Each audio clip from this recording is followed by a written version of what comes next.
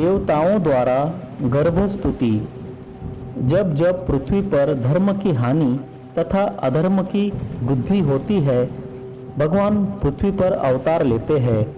मथुरा नगरी में कंस के अत्याचार प्रजाजन पर दिन प्रतिदिन बढ़ते जा रहे थे और वह यदुवंशियों को भी नष्ट करता जा रहा था। भक्त वत्सल भगवान श्री कृष्ण ने असुरों के विनाश हेतु पृथ्वी पर अवतार लेने के लिए वसुदेव पत्नी देवकी के गर्भ में प्रवेश किया और तभी देवकी के शरीर की कांति से कंस का बंदी गृह जगमगाने लगा। भगवान शंकर, ब्रह्मा जी, देवर्षि नारद तथा अन्य देवता कंस के कारागार में आकर सबकी अभिलाषा पूर्ण करने वाले प्रभु श्री हरि की सुमधुर वचनों से इस प्रकार स्तुति करते हैं। प्रभु, आप सत्य संकल्प है, सत्य ही आपकी प्राप्ति का श्रेष्ठ साधन है। सृष्टि के पूर्व, प्रलय के पश्चात और संसार की स्थिति के समय इन असत्य अवस्थाओं में भी आप सत्य है। पृथ्वी, जल, तेज, वायु और आकाश, इन 5 दृश्यमान सत्य के आप ही कारण हैं और उनमें अंतर्यामी रूप से विराजमान भी है। आप इस दृश्यमान जगत के परमार्थ स्वरूप है। आप ही मधुरवाणी और समदर्शन के प्रवर्तक है। भगवान, आप तो बस सत्य स्वरूप ही है। हम सब आपकी शरण में आए हैं। यह संसार क्या है? एक सनातन वृक्ष। इस वृक्ष का आश्रय है एक प्रकृति। इसके 2 फल है, सुख और दुख। 3 जड़ें हैं, सत्व, रज और तम। 4 रस है, धर्म, अर्थ, काम और मोक्ष। इसके जानने के 5 प्रकार है, श्रोत्र, त्वचा, नेत्र, रसना और नासिका। इसके 6 स्वभाव है, पैदा होना, रहना, बढ़ना, बदलना, घटना और नष्ट हो जाना। इस वृक्ष की छाल है 7 धातुएं, रस, रुधिर, मांस, मेद, अस्थि, मज्जा और शुक्र। 8 शाखाएं हैं, 5 महाभूत, मन, बुद्धि और अहंकार। इसमें मुख आदि 9 द्वार खोड़र है, प्राण, अपान, व्यान, उदान, समान, नाग, कूर्म, कृकल, देवदत्त और धनंजय। ये 10 प्राण ही इसके 10 पत्ते हैं। इस संसार रूप वृक्ष पर 2 पक्षी है, जीव और ईश्वर। इस संसार रूपी वृक्ष की उत्पत्ति के आधार एकमात्र आप ही है।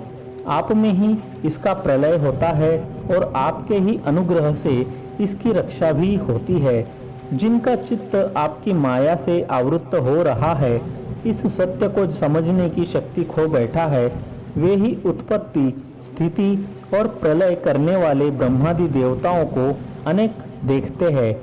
तत्वज्ञानी पुरुष तो सबके रूप में केवल आपके ही दर्शन करते हैं। आप ज्ञान स्वरूप आत्मा है, चराचर जगत के कल्याण के लिए ही अनेकों रूप धारण करते हैं। आपके वे रूप विशुद्ध, अप्राकृत, सत्वमय होते हैं और संत पुरुषों को बहुत सुख देते हैं।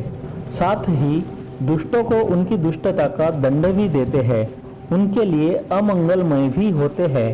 त्वयं भुजाक्षाखिल सत्व धामनि समाधिनः आवेशित चेतसैके त्वत्प्रसाद पोतेन महत्कृतेन कुर्वन्ति गोवत्सपदं भवाब्धिं स्वयं समुदीर्य सुदुस्तरं द्युमन् भवार्णवं भीममदभ्र सौहृदः भवत्पदाम्भो रुहनावमत्र ते निधाय यातः सदनुग्रहो भवान।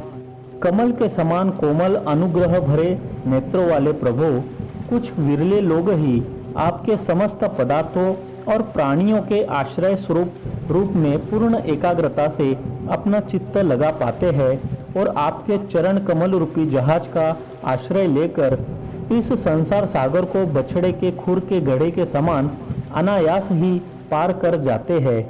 क्यों न हो, अब तक के संतों ने इसी जहाज से संसार सागर को पार जो किया है। परम प्रकाश स्वरूप परमात्मन, आपके भक्तजन सारे जगत के निष्कपट प्रेमी, सच्चे हितैषी होते हैं। वे स्वयं तो इस भयंकर और कष्ट से पार करने योग्य संसार सागर को पार कर ही जाते हैं, किंतु औरों के कल्याण के लिए भी वे यहाँ आपके चरण कमलों की नौका स्थापित कर जाते हैं। वास्तव में सत्पुरुषों पर आपकी महान कृपा है, उनके लिए आप अनुग्रह स्वरूप ही है। कमल नयन, जो लोग आपके चरण कमलों की शरण नहीं लेते तथा आपके प्रति भक्ति भाव से रहित होने के कारण जिनकी बुद्धि भी शुद्ध नहीं है, वे अपने को झूठ मूठ मुक्त मानते हैं। वास्तव में तो वे बद्ध ही है। वे यदि बड़ी तपस्या और साधना का कष्ट उठाकर किसी प्रकार ऊंचे से ऊंचे पद पर भी पहुंच जाए तो भी वहां से नीचे गिर जाते हैं। परंतु भगवान, जो आपके अपने निज जन हैं, जिन्होंने आपके चरणों में अपनी सच्ची प्रीति जोड़ रखी है, वे कभी उन ज्ञान अभिमानियों की भांति अपने साधन मार्ग से गिरते नहीं। प्रभु, वे बड़े बड़े विघ्न डालने वालों की सेना के सरदारों के सिर पर पैर रखकर निर्भय विचरते हैं। कोई भी विघ्न उनके मार्ग में रुकावट नहीं डाल सकता, क्योंकि उनके रक्षक आप जो है। आप संसार की स्थिति के लिए समस्त देहधारियों को परम कल्याण प्रदान करने वाला विशुद्ध सत्वमय सच्चिदानंदमय परम दिव्य मंगल विग्रह प्रकट करते हैं। उस रूप के प्रकट होने से ही आपके भक्त वेद, कर्मकांड, अष्टांग योग, तपस्या और समाधि के द्वारा आपकी आराधना करते हैं। बिना किसी आश्रय के वे किसकी आराधना करेंगे? प्रभु, आप सबके विधाता है।